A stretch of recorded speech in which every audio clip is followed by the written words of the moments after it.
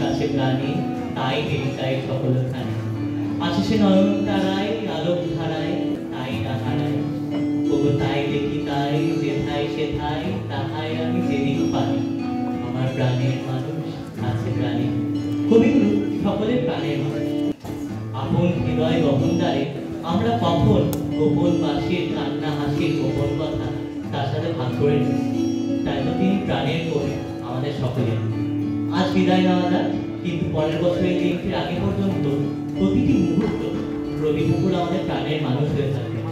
আর রবীন্দ্র চর্চা